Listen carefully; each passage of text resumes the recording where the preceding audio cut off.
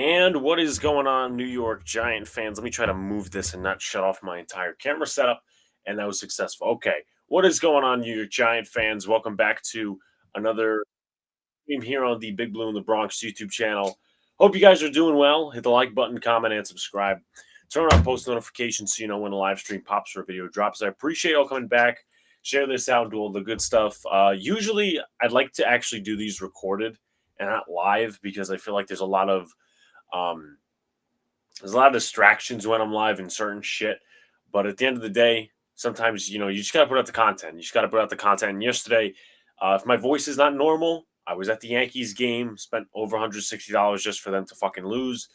But hopefully we go out there and we win the next two games and we just close it up. But what's up to Evan? What's up to Daniel Berry Sports? Make sure you guys, again, hit that like button, comment, subscribe, share out, do all the good stuff, as I usually say. But how about those New York football Giants getting their second win of the season? Now, I put a poll in the chat that says, is the season back on? Is the season not back on, in your opinion? Is the season back on? Your judgment to make. Here's my first thoughts. I think this is the best game, in my personal opinion, right? And it wasn't a perfect game. Let's be completely honest, right? It was not a perfect game played by the New York football Giants. But I would say probably with Daniel Jones, the best game played in 2 years. That's what I have to say. It's the best game by the New York Giants in 2 years with Daniel Jones at the helm. Now, it started a little rocky. Let's be fair, right? It started a little rocky when we had the Eric Gray fumble. And I was kind of confused when the whole thing happened. And then I came down and it seems like they, kept the call on the field. My instant reaction at that point was, did he cross the goal line? And then they let them run with the ball, which you usually don't see in the NFL. Usually, if either the nose is over the goal line or they stop the progression of the football, the forward progress, usually you see like one of those two scenarios. In this very unlikely scenario, what they did was they let the play out, and it ended up being a fumble. Now, there's reports about it not actually being a fumble and a touchdown. Whatever, right? The call on the field is a call on the field. I don't go about, let's talk about the refs. No. We don't do that here. We make objective points. Now, at that point, I'm like, the Giants just fucking lost the game. That's originally what I thought in the Browns game, right? It seems like when Eric Gray fumbles for a big play on an opening drive, it seems that the Giants are 2-0 when that happens. Now, I don't want that to happen every single game, but I'm just pointing it out there, right? I'm just pointing it out. What's up to Jacob, Barbara, and Mets? Jets, Mets, excuse me, not Mets. Yankees might lose the series. I'm not feeling confident. Yeah, I mean, it's a tough road the Yankees have going to Kansas City. I mean, it's not necessarily easy. I know Yankee fans travel well. We'll be live tomorrow for the game with Pinstripe Chronicles, so check us out there. And we're coming back for game number 4. Giants look pretty good, but there are still concerns. Absolutely. I mean, if the Giants didn't have any concerns, they'd be a 5-0 football. 5-0? Yeah, they'd be a 5-0 football team right now. They'd be the Minnesota Vikings and a little bit better, but they're not. And that's what it is. Now, let's get into the offense. Let's get into the defense. Some special teams, because we actually have good special teams play. And we'll talk about the coaching at the end and actually throughout as well, because I feel like that played a monumental factor.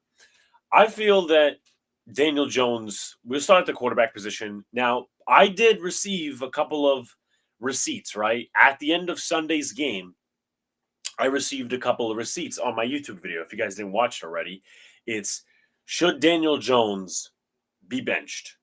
Or I think I actually put Daniel Jones should be benched because it was coming off that Cowboys game, prime time, missed a couple of deep shots. He threw for over 200 yards, 250. And I was like, look, we can't have these deep shots where he blatantly misses and then he's only targeting 2 guys on the field. Like, that can't happen. So that was my reason for going out there and saying Daniel Jones should be benched, Drew Lock should be the starter. And you did have a couple of people come in and say, how does this feel? Age like milk, this age badly. And listen, for one game, I will say this, right? I don't like Daniel Jones as the starting quarterback, right? But at the end of the day, you have to be objective. You can't be just a negative fan or a positive fan. Well, maybe you can. Maybe you can, right?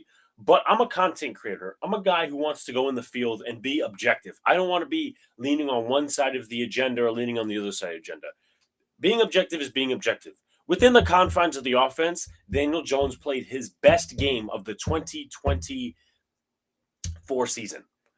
Now you could say, oh, he played a very good game against the Browns. Maybe he did, in your opinion. I thought he played a good game against the Browns too. But at the same time, there were some very bad mistakes by Daniel Jones. There was specifically that one play where Jones is leaping out of the end zone and he gets hit as he throws and he throws it up and Neighbors has to bat it down. Neighbors wasn't there. And I think that's also why you consider it Jones's best game of the season, because he didn't have his number. And I'm not making excuses here. I'm just pointing it out as everything. I'm spreading it out like the offense, right? He didn't have Malik Neighbors. He didn't have his guy in Devin Singletary. And he still had a very good supporting cast. And he was able to make plays. He was able to make his throws, once again, with the confines of the offense. Now, I'm not going to say, oh, they should have done this, that, whatever. He played his best game this season, my personal opinion. Completion percentage-wise, 23 of 34, which equals a completion percentage of 67. That's not bad, right? If you're a quarterback, right, you usually like that around 63, 65, and up. I know Jaden Daniels and Geno Smith are at top of the league in completion percentage, which the Giants were able to hold off a little bit. Is the Yankees game going to be on your channel or just theirs? We haven't really made that decision, but it looks like it's going to be on just theirs. I'll keep you guys in the know in terms of the YouTube community notes. Jones played well when he has good pass protection. Offensive line is improved. We will definitely get into the offensive line because that is, once again, a major talking point in the positive fashion. So Daniel Jones, he played the best game of the season. I still have some problems with some usage on the offense, which, of course, we'll get into. But I'll talk about this. Eric Gray, let's go over him real quick. And if you guys got any questions, throw them at me. Also, by the way, I have to give Jones credit here. I said I would give credit to Daniel Jones. Now I've given credit to his play. He actually hit both of his deep shots. Now, I don't remember him taking other deep shots and missing on those. If there's a play, please remind me. But he actually hit both of his deep shots. And it's weird, right? Because he can't seem to hit anyone else in stride with deep shots other than Darius Slayton.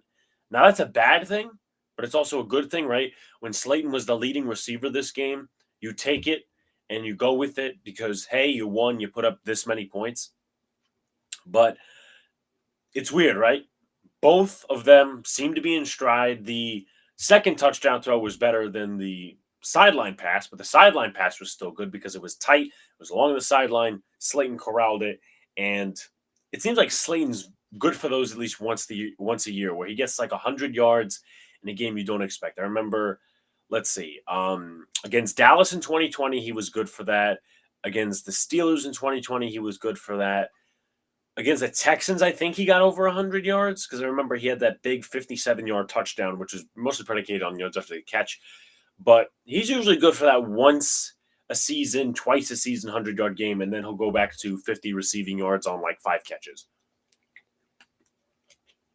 He did have 1 or 2 drops, but his bread and butter mostly was not necessarily on the deep ball, but it was these slants. And the Giants were able to attack that early and also late because Trey Brown came in for Reek Woolen, who ended up getting injured. I forget the injury, but hopefully he's okay. They had these little slants, and they were playing a little off coverage, but also they were still playing man in some of those reps, and Slayton just got by. And the Giants ended up taking advantage a little bit in terms of their secondary without even throwing the ball sometimes, because not only did you have the Slayton slants, you had Jalen Hyatt have 2 holding penalties on him from Trey Brown. So that moved up the offense 5 yards with an automatic first down, which is big. And the Giants only had 2 penalties this game. Slayton had some sort of an offensive pass interference, and then there was another penalty that skips my mind at this moment. But that goes back to coaching, right? Of course, the players have to execute, but that goes back to coaching. So what's up to Miz in the chat? What's going on, Miz? Again, guys, hit the like button, subscribe, vote on the poll, share out, all the good stuff. So as far as Slayton, He's going to have his once a season, twice a season, 100-yard game. Love to see it, right? Love to see it. It's going to be interesting because we have the trade deadline in a few weeks. I think the Giants personally have to move off one of these receivers. They have to move off Slayton because uh, the product, I don't want to say the product, but the value of the product is high right now, or it's higher. Hyatt, it's going to be tougher to move him because he hasn't had a single catch this year, which is bad, noticeably, but we'll get into that in just a second. So, the status of the backfield. Now, I've complained about Singletary. I've complained about his ball security. I've complained about his vision a little bit. It seems like outside of the Browns game, he hasn't really been good. Now, of course, the offensive line plays a little bit into that because they've been a little wishy-washy this season. They're not really a zone running team. They're more of a gap scheme team. But I've complained about Singletary, and I'm like, this guy doesn't really do it for me, and had me thinking about the Saquon Barkley stuff a little bit. And then you bounce to Eric Gray, who had a good preseason. I can't take that away from him. But last year he wasn't good. Last year he wasn't good on punt returns. The Giants decide to go out and have him as a kick returner. And we know how that ended in Cleveland. And they only recently started putting Amir Smith-Marset on those kick returns with Tyrone Tracy. But they're going to have to just figure out a permanent set of two for the return team. So Eric Gray's fumble, you got to hold on to the ball. And the Giants really have to figure out what he is, right? Is he a north-south runner? Is he an east-west runner? Is he a guy who's just a third back or a second back? Personally, me, if I'm talking about this game and I'm looking at this game, looking at the other games too, if Singletary comes back healthy next week against these Cincinnati Bengals, which is more than likely he will, but again, I very well could be wrong.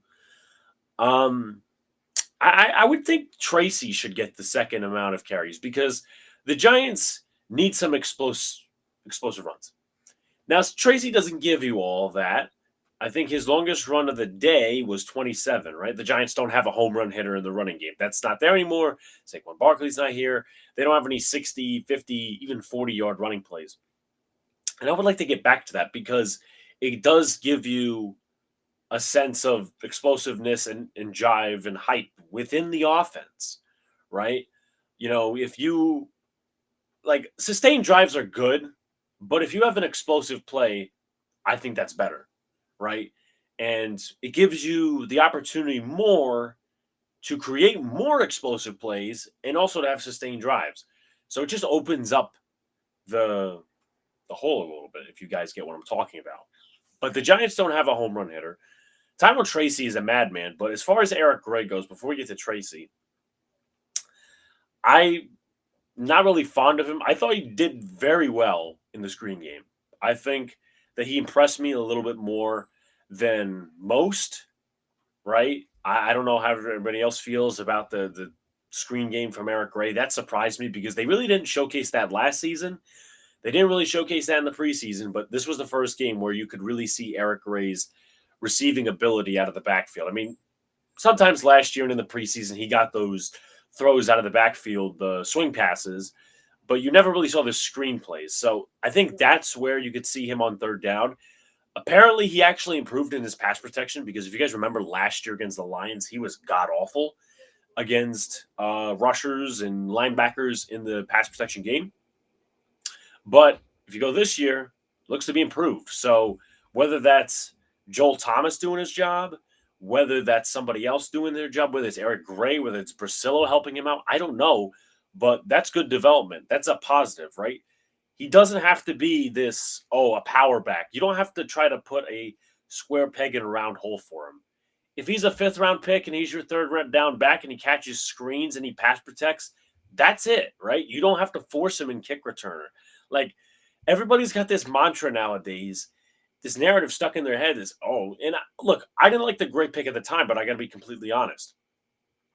If everyone's got this narrative, right, that, you got to get a fifth-round running back. You got to get a third-round running back. You got to get a seventh-round running back. Gray was picked in the fifth round. Again, wasn't a fan of the pick, but honestly, and I'm not trying to cover for Joe Shane here because I've criticized him heavily. I've criticized Dable heavily. I've criticize his organization heavily.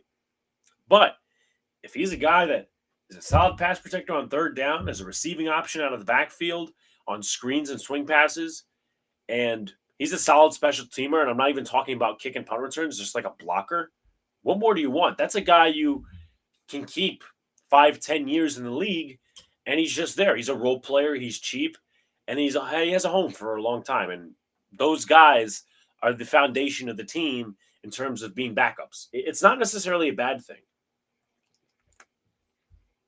but I do want to talk about Tyrone Tracy a little bit. Let's see. It would be nice to see Jones more consistent. Hyatt should be more involved. I definitely agree with you. Slayton games over 100 yards against Philly in 2019 with Eli Manning, against the Jets, against Dallas, against Pittsburgh, against the Rams. You're right, in 2023. Yeah. So he's good for those, I don't know, 1-2 times a season. So thank you, Jacob. I didn't even think of some of those. Thank you for the stats. But Tyrone Tracy. Now, I like the draft pick. I like the draft pick very much. And I'm like, okay, well, we need to have an offense, and this guy has to be complimentary. And that's what I started thinking within the first 4 weeks, because they weren't really using him. They were using more Singletary, more of Eric Gray. And I'm like, okay, well, we know based off training camp, this guy has the explosiveness. But what's his role in the offense? Is he going to be a second running back? Is he going to be a third running back? Or is he going to be some guy that they just flitter flatter with within the passing game and this and that? And the first 4 weeks, I'm like, this guy's just a gadget guy. We're not going to get any running game because we have Singletary and we have Gray, and that's not really a productive backfield for the most part. And our running game is based in a gap system, not a zone system. And we can't even get any sure passing offense going to where we can include the eye candy of Tyrone Tracy and Wan'Dale Robinson in the same backfield, or Tracy as a receiver or something like that. And remember, he is a former wide receiver. But this game, he helped himself and his stock, and he helped the Giants. Because, of course, I always go off the mantra, well, you got to pass to set up the run. Sometimes you do have to run to set up the pass. It's sometimes required depending on the defense you play. And I really feel that Daniel Jones helped Tyrone Tracy in the backs. And I feel like Tyrone Tracy in the backs helped Daniel Jones. Because Tyrone Tracy had 7.2 yards per carry. Now, say, okay, take away his biggest run of 27 yards. That's 102 yards, right, on 17 carries. That's still 6 yards per carry. That's damn good against a mid-tier rushing defense and with an O-line, right, that doesn't really block well and wasn't even supposed to block well in the running game. Wasn't even supposed to block well. These guys were brought in to be pass protectors, mid to below average run blockers. And within the gap scheme, they were able to execute their runs. They were able to do their thing. So Tyrone Tracy, I don't think he's a number one, but I think there are games where you could kind of mix him in and just say, okay, we're going to give Tracy 5-6 carries this game, 10 carries the next thing, kind of keep the defense guessing. Who's going to be the back this game? Is it going to be Tracy? Is it going to be Gray? Is it going to be this guy? Is it going to be Singletary? There's a multitude of options. So very happy with Tyrone Tracy. Very happy with him. And that's going to be a big talking point of what we get to later in the show. So Wan'Dale Robinson, this game, he had 6 catches for 36 yards. It just looks like he's going to be, as long as Daniel Jones is quarterback, and I could be wrong, but it seems like he's going to be this short yardage guy. Now, he doesn't have this huge route tree. We know that. We knew that coming out of college. He's not going to sit here and run these deep routes. He's a slot receiver. And it just seems like he's going to run these sit routes, these out routes, these whip routes. Again, not too big of a route tree because he's a smaller receiver, and Daniel Jones does have confidence in him, but it seems like Wan'Dale Robinson's production, and rightfully so, is going to be predicated on the yards after the catch. Now, here's the thing. Here's the little negative. Now, he got targeted 9 times this game, which happened to be the second most, and then you had Theo and you had all these other guys kind of factor in, which it kind of does bother me a little bit that only 2 receivers were targeted. I know Hodgins was on the field. I know Hyatt was on the field, which is a talking point for the next topic. But he had 6 catches, 9 targets, 36 yards, a touchdown, and he had 2 drops. Those 2 drops tell me either the Giants have drop issues, A, or B, they, meaning the receivers that are being targeted, can't really sustain the amount of catches that they may be able to get. If you get what I'm saying. I know that's a word salad, but I don't think Wan'Dale Robinson's game is sustainable if you're going to target him 10, 11 times a game, maybe more than that, right? We saw that against the Dallas Cowboys where he made a key drop, made 2 key drops in this game. He's got to hang on to the football. I know he's a smaller guy, and sometimes you'll get hit by a linebacker or a corner or a safety, and you just happen to lose the ball before you get it. But the Giants also have to factor that they have to help the player. The player has to help themselves and has to help the team.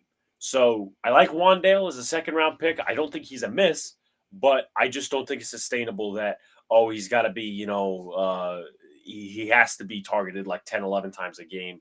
Maybe that's what his thing is. Maybe he just has a drop issue. I don't know. But you gotta find ways to target different guys within the confines of the offense. Now, you go to one of my bigger pet peeves, going to be completely fair. Um, Before we talk about the offensive line, because the offensive line nowadays is just the offensive line was good. And you know what? Actually, I'm going to touch on that before we go to the negative I do have with the offense. And that's kind of where the personnel usage is. The offensive line, PFF, I hate the shit they do because sometimes they're accurate, sometimes they're not. It's so weird. They credited Andrew Thomas with the sack on Daniel Jones when he fell down and he fumbled the football. They credited him with the sack. I don't get that because at some point, like they make a stat somewhere along the lines of quarterback driven sacks, or they have an analytic in that department. That's fine, but let the quarterback take that sack. Let the quarterback have the credit of taking that sack. Like Andrew Thomas and him giving up his guy or whatever happened there on that rep, he's not responsible for Daniel Jones falling to the ground. Because if Daniel Jones didn't fall to the ground, he probably throws that ball away. Maybe he's just a pressure. But that goes into their system, and then all these rankings come out for the top offensive tackles, and then you're going to have these narratives driven by the media and the casual fans. That's just my personal opinion. So Andrew Thomas had another good game. John Runyon, I think this is his first game with 0 pressures. He had a really good game, and he had some key seal blocks in the running game. John Michael Schmitz, 1 pressure. Jermaine Illuminor, no pressures. And Greg Van Roten, 1 quarterback hit and 2 pressures. See, again, I say this every single podcast, is I want this team to be somewhat successful this year. I can't say I'm rooting for losses, but I want to see this team be successful because this is the best O-line, truthfully, and anybody could sit here watching Giants football and say, Alex, you're right. This is the best Giants O-line that they've had since the Eli Manning days, back to the Super Bowl when the guys like Deal, Soybert, O'Hara, and Snee and McKenzie, when those guys were getting older. Like, this is the first, and now it's not a completely sustainable O-line because Van Roten's on a 1-year contract. You do got 18 Schmitz for, a few more years. Runyon you got for 2 more years at least, or at least another year in the books. And Illuminor you got at least for another year. Maybe if he keeps playing well, you give him a little bit of an extension there. But I'm just saying, putting it out there, you don't want to waste the prime of this O-line as a pass protecting unit. You want to get as much offense in there as possible. You really don't want to waste it, right? We talk about how when the Burns trade happened, you don't want to waste this good defense or the potential of this good defense. You don't want to waste this O-line either. So those are just some of my key points. What's up to the Giant Topic? What's up, man? Formerly Hit Squad Productions. Guys, give him a follow on Twitter. Some really good takes. And his YouTube channel as well. But my thing with the offensive usage is I like that Theo Johnson had 5 catches. He had 5 catches, 5 targets, a 22-yard reception. I'd like to see him up the seam a little bit more. But I can't get with, and we could critique the win. We could critique losses and also take positives out of it. I just don't like Jalen Hyatt not being used. Now, I'm going to do a live lookup. And I'm going to go to Dan Duggan's Twitter, right? I'm going to go to his Twitter because he usually has the snap counts, and he does. Jalen Hyatt played 67% of the snaps, which is good. It's a step up. Isaiah Hodgins played 35% of the snaps. Neither were targeted. Now, I don't have a problem with Hodgins not being targeted for the case that, boom, right? He's on a practice squad. I know that Daniel Jones and him have familiarity, but let's shift that to Jalen Hyatt for 20 seconds. He hasn't been targeted. He's been targeted. He hasn't caught a pass, right? So I know a lot of people are saying, "Oh, you got to target him downfield." The Giants just have to get him some way involved, some way possible. Whether it's a screen, and I know he's not fit for a screen, slant, out route, something. You got to be able to use him somehow, right? Because you got to make a decision on one of these guys, in my opinion, by the trade deadline. And if you don't make it by the trade deadline, decision-wise, you got to make it at the end of the year. Because Slayton is a free agent. You could trade him for assets, or you got to get rid of Hyatt and just admit your losses, or just say, okay, Hyatt's a backup, which we really don't want because he had potential coming out of college. He obviously had a disfigured route tree, but I feel like there are some things, even with the quirks that he has in his game, you could still come out here and run an offense with him. You could probably still do a drag route. You could probably still do a slant. Like, he's not totally incapable of being a part of the offense. And I was having a conversation with somebody today about his usage, along with what happened when Kadarius Toney came in. Two different players. Yes, I know. But Kadarius Toney came in. I don't know if he fit the offense. Obviously, he was a clown, but he was a guy that was not drafted by Joe Schoen and Brian Daboll. Jalen Hyatt, Brian Daboll and Joe Schoen traded up for. So I really don't get this thing of not even involving him. I get it. He's on the field for 67% of the snaps. That's good. That's a step in the right direction, but that's not enough. He's got to be targeted. Daniel Jones and Jalen Hyatt were going deep all over in the offseason, in training camp. Now, it seems like there's nothing. So I just want to spread offense. I want to spread the ball. I want the Giants to spread the ball and just keep it even. So it says, appreciate you, bro. Sorry, doing some hurricane prep. Well, hurricane prep, man. I wish you luck, brother. Trust me, Florida is going to get really fucked by this Hurricane Milton. I agree. We can't waste the O-line, best O-line we have in years. I want them to get their guy next year, but I want them to be successful this year. And look, I'll say this, right? I completely agree with you. I think the Giants need to draft a quarterback next year, preferably in the first round. But I also don't think the Giants are going to be in a position. Now, they could very well be mediocrity, in the state of mediocrity, I should say. They could be mediocre. And I know some fans are going to diss this or whatever. I'm just making points here. The Giants, with the quarterback class that it's looking to be, the Milrose of the world, Cam Ward, Shedeur Sanders, Quinn Ewers, Jackson Dart, right? The list of those kids, it's not going to be 5, 6 in the top 10. Top 12, really. Last year, that's what it was. Well, really in April. It's not going to be that way. I'm telling you right now, you rarely see that. I don't think you've ever seen that before April. And it's more of a spread class than it is, okay, it's high-end talent, and then you have a huge drop-off.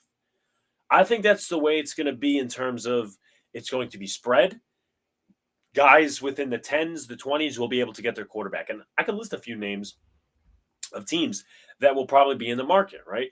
The Jets, they could be getting a quarterback. We know that situation, which I'm not even going to go into because, some people disagree, whatever. The Jets, the Raiders, the Dolphins, the Panthers, the Titans. That's at least 5 teams, right? But the Giants also have to commit to a guy. They can't just sit here and say, oh, whatever quarterback falls in our lap, we're going to take. That's not a good strategy either. And you don't want to pick a guy just to pick a guy, but you don't want to say, okay, we're not going to trade up for this guy. We're going to let him fall to us and then he gets taken by another team. You don't want to do that. So, there's a lot of ways the Giants can go about this, and I still think they do need a quarterback. But listen, you take a winning season when you can, and you know what? If the Giants bring in a Sam Darnold next year, cut Jones for money, and have a quarterback sit behind him, and maybe bring in a veteran just to groom him too, listen, I don't think that's a bad thing, right? I don't think it's a bad thing because it keeps this ready-made team in contention, and you have your guy behind Sam Darnold. not a bad plan. I think the Giants should still follow through with somewhat of that because you don't want to, fall back. But anyway, let's keep going. So let's go to the defense. But first, we are, of course, sponsored by SeatGeek. You guys go into playoff games, parking passes for tailgates, or you're going to a concert, $20 off. Promo code Big Blue in the Bronx gets you $20 off. Sometimes that could be big because the fees could be, high. I know Ticketmaster, Vivid Seats is the worst with the fees. Then it's Ticketmaster, SeatGeek's okay, and then sometimes people go to TickPick. Let's talk about this defense. This defense, in reality, only gave up 13 points, which you take. They gave up 2 field goals, and they gave up a touchdown. Now, that touchdown, I forget, I think that was the last drive. Well, no, not the last drive. The last drive before the last drive. And they also, which Brian Dable was pissed at for right reasons, the drive before the half where they tied the game, where they had 45 yards allowed in a number of seconds, which to that point, the Seattle offense only had 45 yards. To that point, around the 2-minute warning, after the 2-minute warning, and then they kicked the field goal. And then they added another 45 just on 2 plays alone, which gets us into a conversation about the corner position, which we'll talk about. But this defense came to play. Statistically, I know, yes, sometimes you could, kind of bumper statistics and say, okay, well, this team says first best passing offense, but they played this team, and that team. That's the Seahawks. They came into this game the first best passing offense in the NFL. And Geno Smith at the helm. He's playing some real good football, this, that, and the third. His completion percentage is up. He didn't look like himself totally. Let's be completely fair. That's number one. Number two, you obviously, again, played Detroit, played New England, played the Broncos, played the Patriots. I think I included all the teams. Hopefully I did. So that's where people kind of had their little mini points. That's where they poked a hole in a couple of different things. So they come in, right? Statistically, again, number one passing team in the NFL. Dallas was the number one passing team the week prior. And now this upcoming week, you're facing the Cincinnati Bengals, which are one of I think they're the 5th best in the NFL. And they just scored 38 points against the Ravens, who their defenses looked a little suspect. But, I mean, you take it. And one thing I'll say about this, I'm going to come along and say I'm on the Shane Bowen train. I was a little hesitant, and this is going to stay as long as Bowen does one particular thing. I was a little hesitant to say I'm going to give Bowen time with this defense because the first 2 weeks it didn't look good. The first week, they were playing their zone. They weren't blitzing. I was like, here we fucking go again. We're going to have a Patrick Graham defense, but it's the dollar store Patrick Graham defense, right? So then we face Washington. Similar story, but they blitzed more. They got more sacks. And after that, well, they were on the field for 37 minutes. This defense is still bend but don't break worthy, but I like I don't want to say creativity, but they are blitzing a little bit more. Defensive statistics, we could go that to real quickly, right? We could go to that. The Giants, as of right now, in blitz percentage, they're about, 4, 5, 6, 7, 8. They're 8th. That's not bad, right? That's not first. That's not 30th. That's not 20th. They're 8th. And that's what you needed. And I could say here, and this is not going to be the video to talk about it, and talk about, well, Kayvon needs to do better. He showed up against Charles Cross. He had 5 quarterback pressures and half a sack. I would consider this probably his best game. I know he had a sack last game against Tyler Guyton. He also had some holding penalties. So actually, believe it or not, he's working on 2 good games in a row. And I was pretty down on Kayvon to start the season. I said, look, where is this guy? First 2 games, nothing. Third game, when the Giants were blitzing the shit out of Deshaun Watson, he was the least productive of those guys, but he's put together 2 good games. You want to build consistency off this, and the offensive line is suspect once again for the Cincinnati Bengals. I think they lost one of their top tackles for the year, Trent Brown. So that's worth noting. I don't know if Amarius Mims is healthy, but we'll go into that when we go into that. So the defense came to play. Here are the quarterback pressures. listed 24 pressures against Geno Smith and the Seattle Seahawks. This is Nick Filato of Big Blue Banter. You have, let's see, Brian Burns at 6, Dexter Lawrence at 5. You have Kayvon Thibodeau at 5. You have Elijah Chapman at 2, DJ Davidson at 2. He had 2 sacks in the game. I think it was 2 sacks in the game. He's had 2 sacks this season, so good for him. Azeez Ojulari with 1, Drew Phillips with 1, Nacho with 1, and Tyler Newman with 1. Dexter Lawrence, and I've said this on Twitter, and also, by the way, I want to read some comments here from Mr. Giant Topic. Spot on. I think this is a spread class. I could see Milroe, Beck fall to the teens or honestly 20s.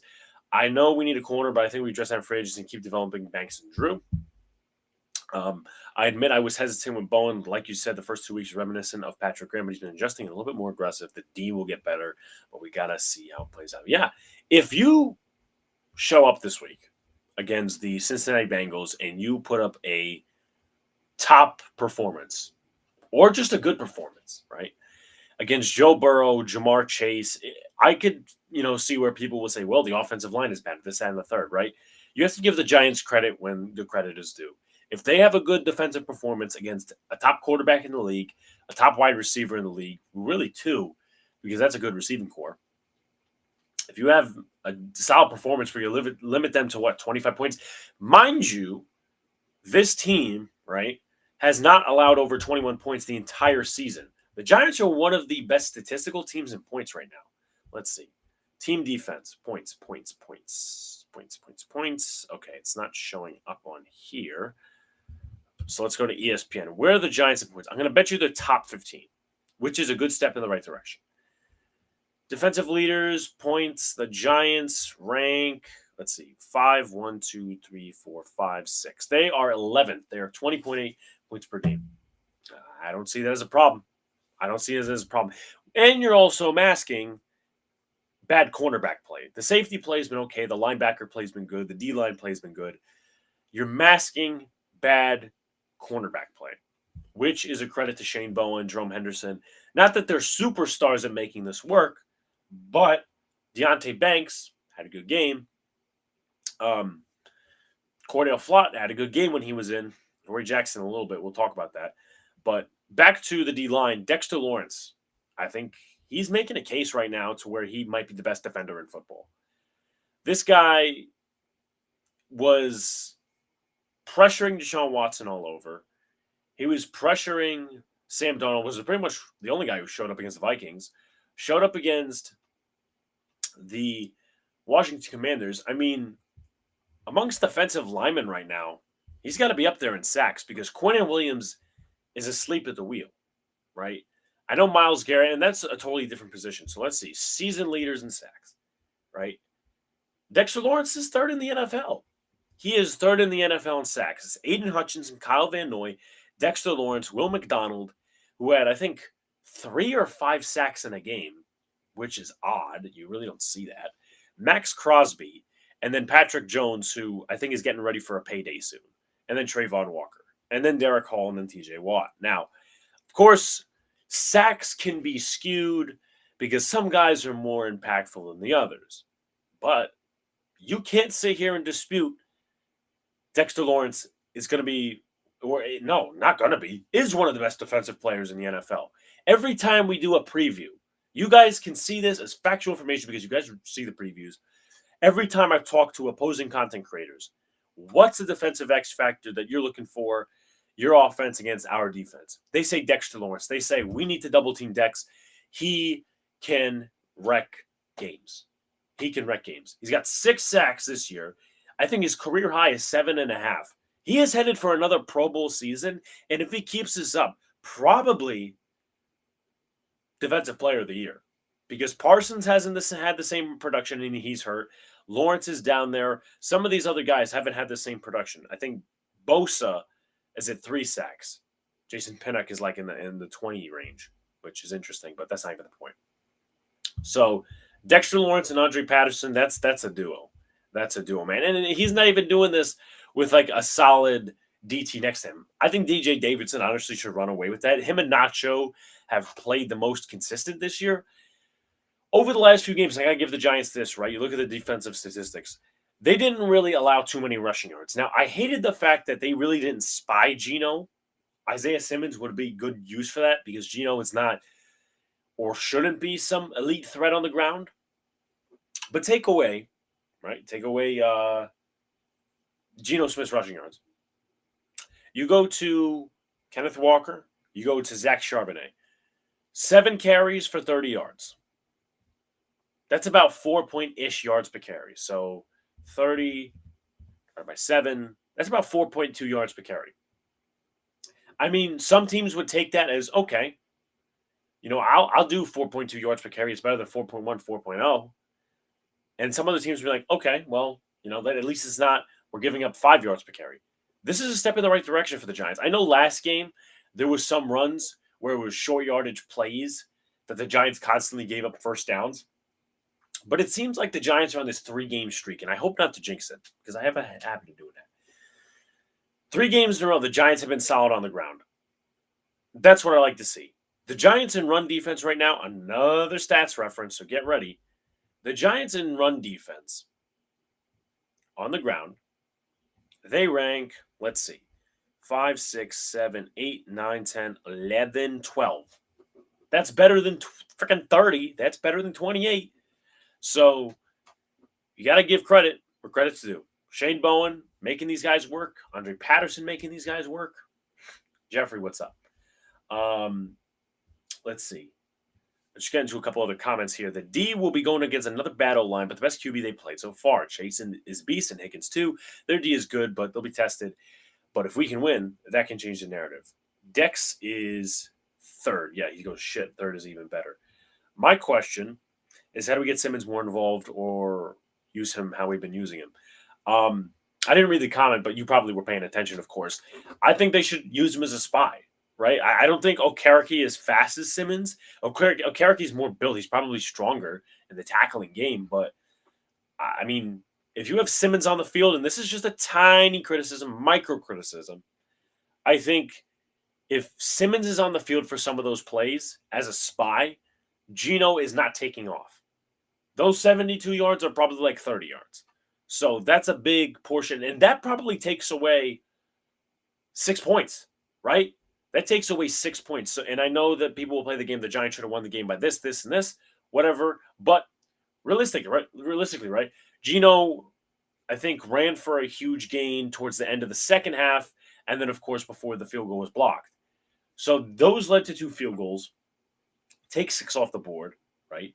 So that's 14 points. Take 7 off the board because that's the defense. That's actually not the defense. That's more of not Daniel Jones. I'm used to saying Daniel Jones. That's Eric Gray. 7, 6. That's about 7 points right there. 29-7. So I know, yes, it didn't actually happen, but just think, right? Just think. And sometimes you don't even have to think in scenarios like that because the Giants are playing some top-tier defense right now. So the Giants totaled 7 sacks, 10 quarterback hits, and 6 TFLs. They are the first-ranked team in sacks right now. And I know sacks can be subjective, but hey, when you're getting pressure, when you're blitzing, the Giants, I promise you, are not, in my opinion, getting this way by not blitzing. They are blitzing their fair share, and they are also rushing for, and guys are just fucking up on the O-line, which is good because you don't know if a stunt's coming. You don't know if a stunt's coming. All these other different scenarios. That's why this D is good, right? Now, I like the way Deonte Banks. I don't think he's a corner one. I think if he plays well for the rest of the year, or at least on a solid level, you could just mount him as a corner 2, admit your losses, and just say, okay, he's a corner 2, keep him, and have a corner 1 come in, kind of like Giant Topic was talking about. And you could roll. And Drew Phillips in the slot, I mean, you didn't really see him too much because the Giants were, I don't know, they weren't really defending the run too much, except Geno when he ran off. But they had, 9 carries? I think I said 9 carries, something along those lines. No, 7 carries, because Charbonnet 2, Kenneth Walker 5. So, and also, I have to give this guy credit. I didn't like him in the beginning, but it seems like he's gotten a grasp of the system in his limited time, and he's becoming a little bit more physical too. that is Cordell Flott. Now, Adoree Jackson did get burned a few times by Tyler Lockett. And in the Cowboy game, it was one bad play from Cordell Flott, and I remember a couple of bad plays against Washington. But it seems like he's finding his footing. And for me to 100% say that, I'm going to say this.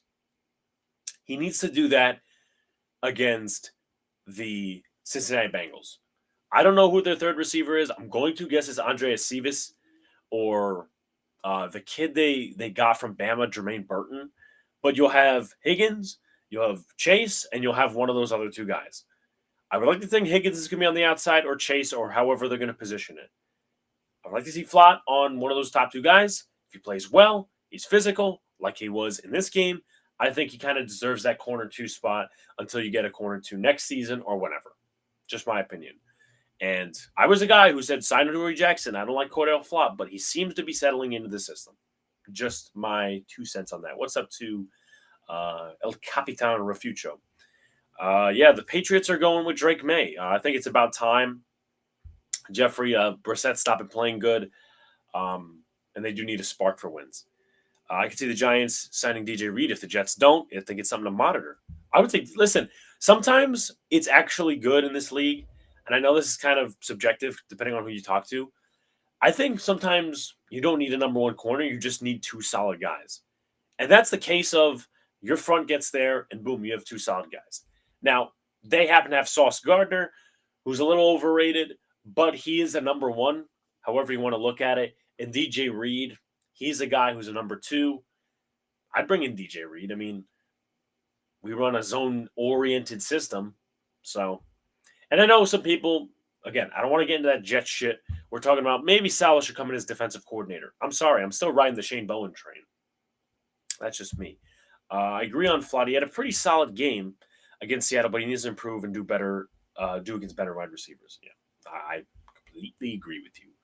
And special teams block kick. Want to go over that before we wrap it up with the number one question everybody's really looking for. Great play. Isaiah Simmons leaped over the guy. Apparently, it wasn't a penalty. It was a legal thing. Laken Tomlinson screwed up. And that's usually something that would happen against us, right? Last year, C.J. Goodwin pointed out, because he was with the Giants when McGahee was here. He wasn't even with the Giants for that long. He was in 2018 with us. And he was here till like May, June. And the guy didn't change his scheme in 4, 5, 6 years of being with the Giants. So C.J. Goodwin said, look, that's what he's going to do on specials. This gap's going to be open. And that's where Noah Igbenogany and all those other guys blocked the field goal against us when they were, blowing us out 40-0. So the Giants reversed it, right? Gobriel pointed out a gap. The Giants executed with excellent fashion. Simmons jumps over, doesn't get a leverage penalty. Wheaton takes it back to the house, and the Giants seal the game. That's coaching. That is coaching. Love the special teams play. I would like to get more return yardage, but it hasn't looked bad this season. You don't see penalty after penalty on special teams. Now, here's the ultimate question that I'm going to ask you guys. And you let me know. You let me know your honest answer. I'm not going to make fun of you. Question I have is there a season? Here's the way I felt about this. I was not emotional about Sunday. I was not emotional in the game.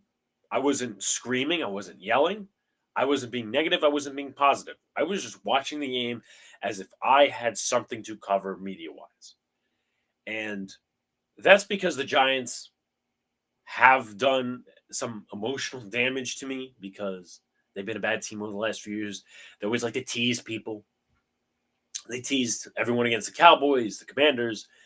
But if you, as a fan, I'm not talking about as a content creator, as a fan, if you want to buy me back in, get me back in that there's a season, go in against Cincinnati.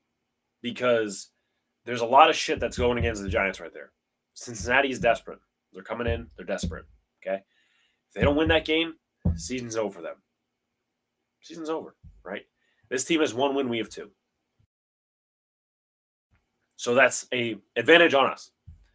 Problem is, We don't play well in prime time. It's number one. Number two, Giants are home. The Giants have yet to win a home game this year. Last home game win was against the Eagles last year, last game of the season. I'm not pleased with that statistic, but change the narrative. Start changing the narrative now.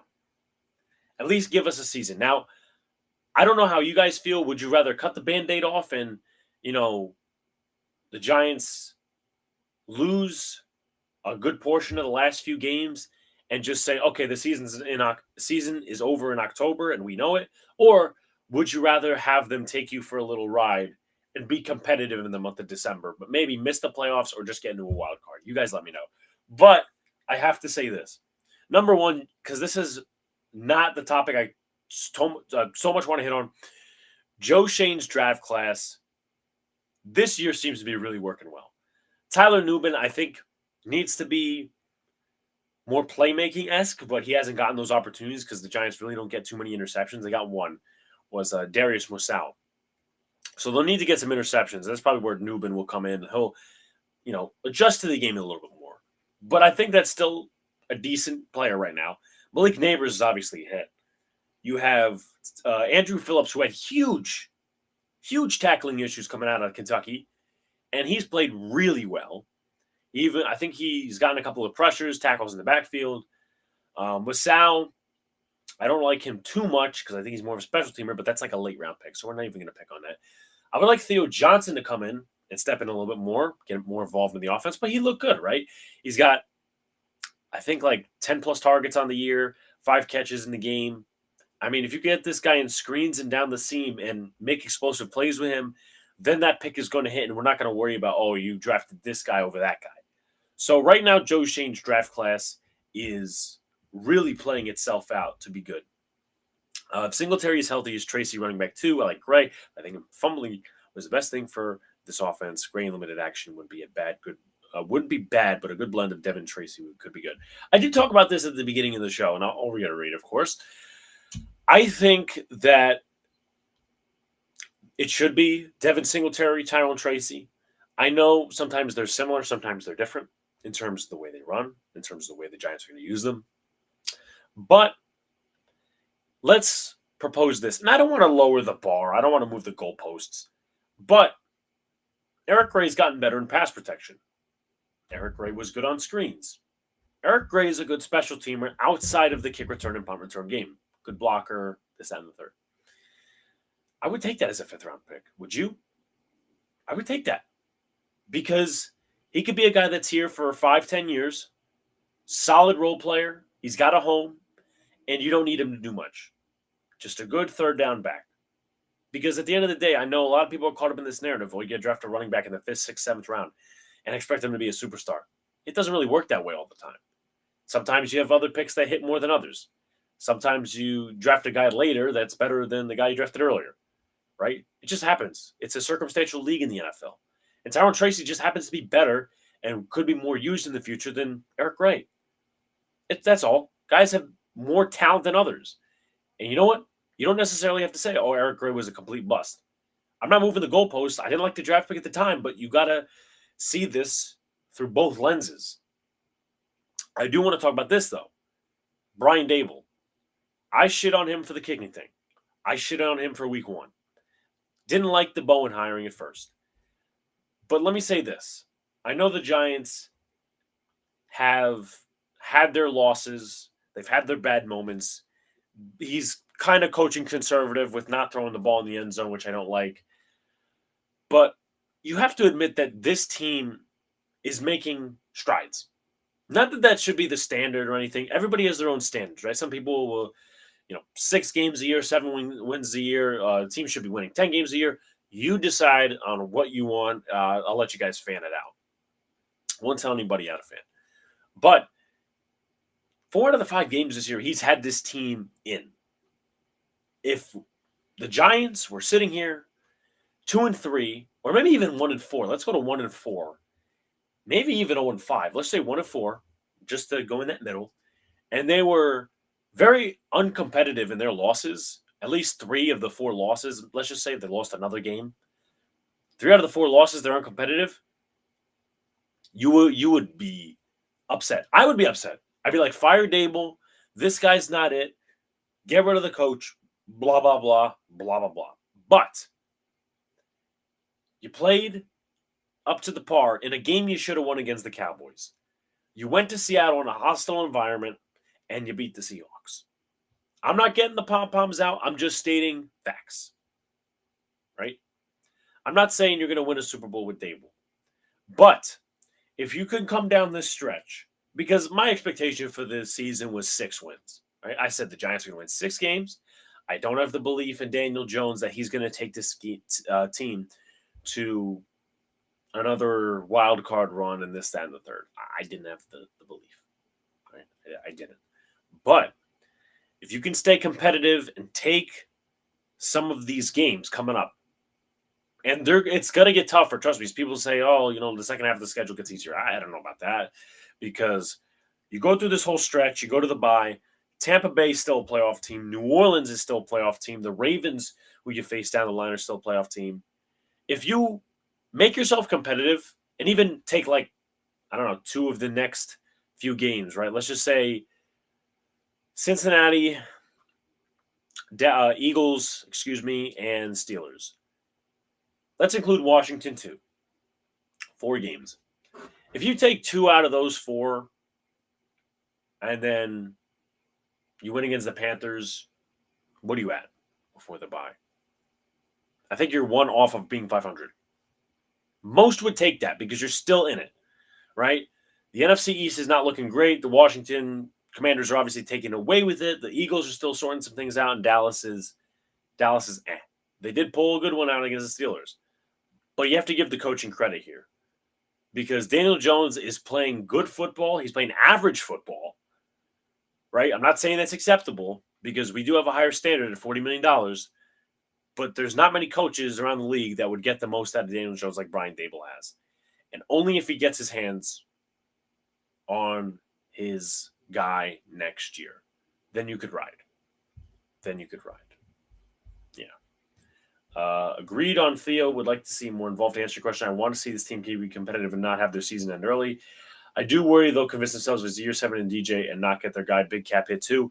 If the Giants convince themselves of year 7 in DJ and not get their guy, I'm going to be very pissed off because one season of blowing sunshine up our asses is not going to take away last year.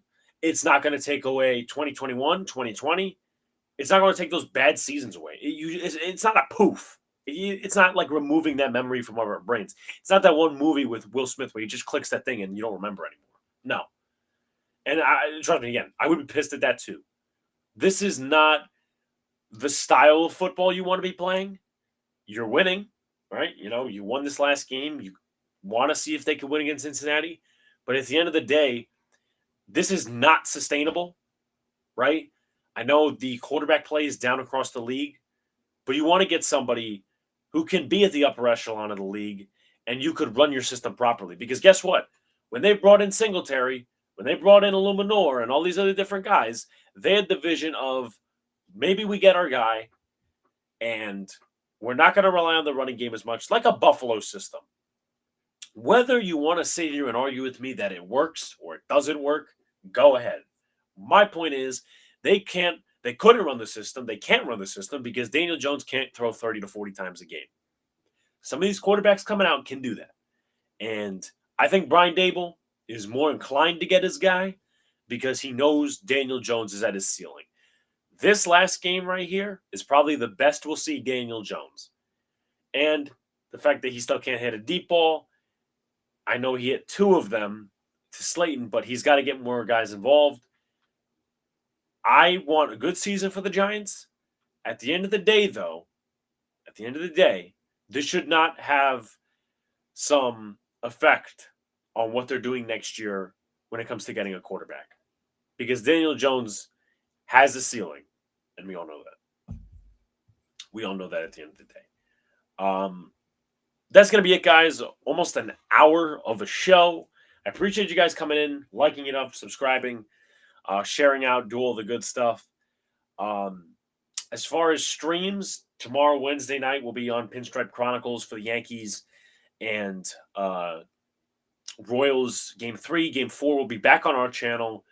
Saturday preview of the Giants-Bengals game, and we'll see throughout for the content. I think Saturday also as well is another Yankees game. So that's also if the Yankees play on Saturday, because that would be a game 5.